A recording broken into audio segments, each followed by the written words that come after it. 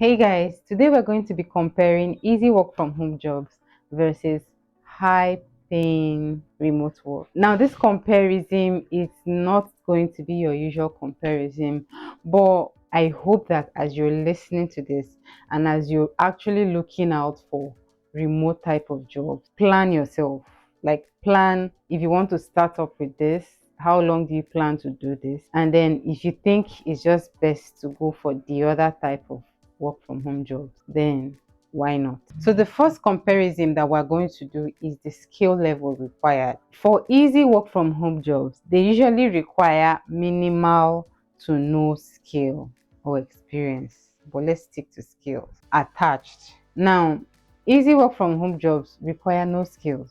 They require minimal skills. But high paying work from home jobs actually require specialized skills. So, one of the questions that you're going to ask yourself is, do you want to make small money, or do you want to make big money? If you want to make big money, then you have to go and learn and specialize. But if you think that okay, you are good with small money, or you want to start with small money, then of course you can start with all of those easy work from home jobs that require no skill. Now, the second category that we're going to compare is the income potential. I'm trying so much as not to talk too much about this.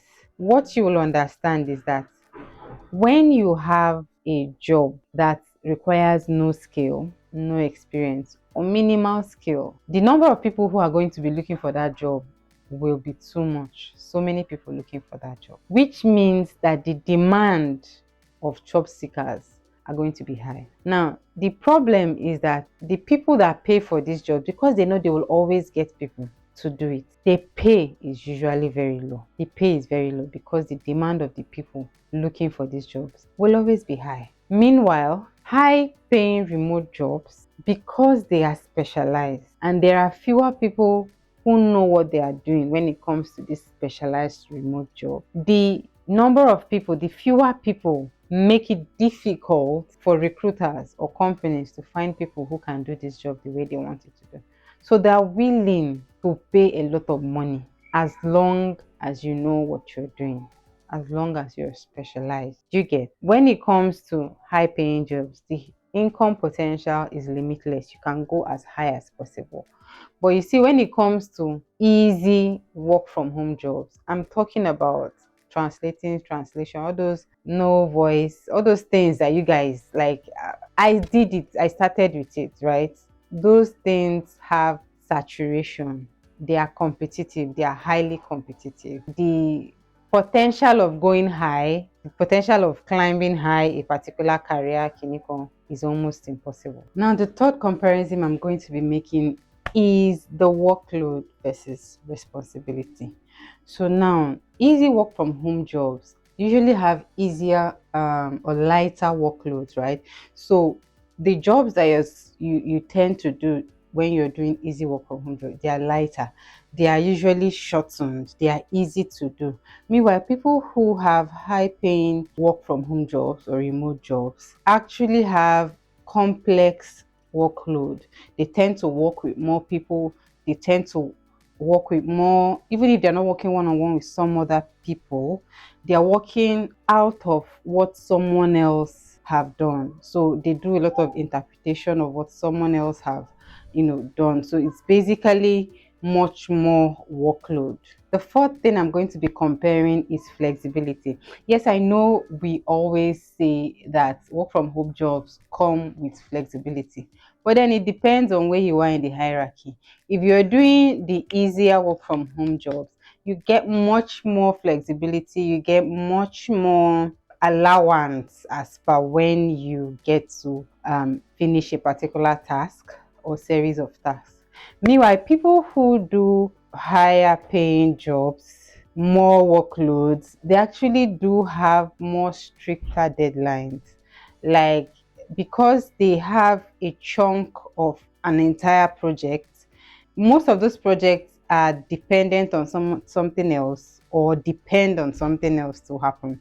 So they have much more stricter deadlines, and although there is flexibility here, but they are less flexible. Like most of your remote people, right? At first, they had all the flexibility, but then as they started earning more, as they started getting more workload, you'll see that they'll tell you that, okay, I'm sorry, from 9 to 3, I'm not available, or from 9 to 4, I'm not available, just because they want to make sure they meet up with a particular deadline. Final thing I want to be comparing is job security.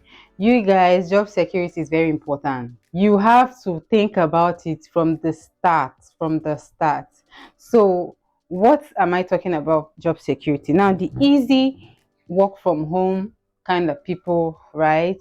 Because they require less skill, everybody can do it. They actually have less job security. Those type of tasks, right? Any other person can do it. Meanwhile, those people who have higher job, higher skills, people who have higher workloads, bigger workloads, they actually require more training, and because of the skills required, right, it's easier for them to get, like, the job security is much more higher, because even if you stop working with a particular client, because of your experience, because of this kind of skill you have, it will be easier for you to get onto another project working for someone else than, because of all of these other things that I've mentioned.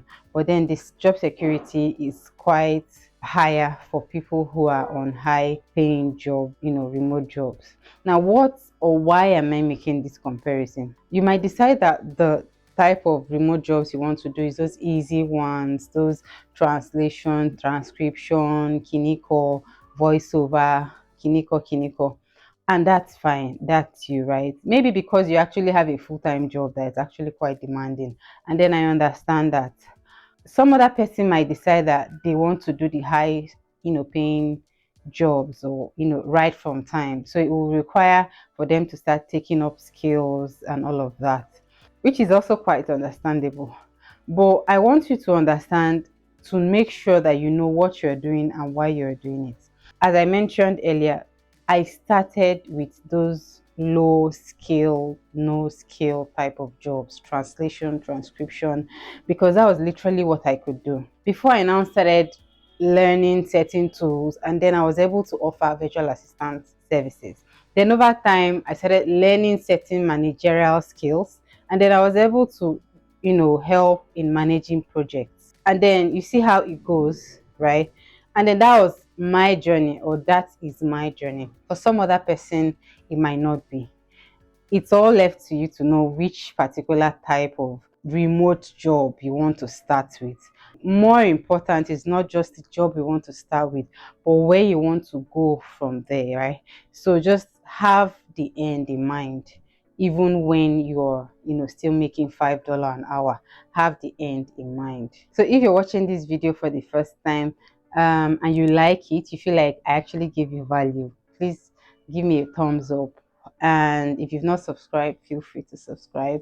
I'm also going to be making another video next week, and I hope to see you next time. If you have any ideas of any video you would like me to make, especially from my experience, I would be glad to make those videos.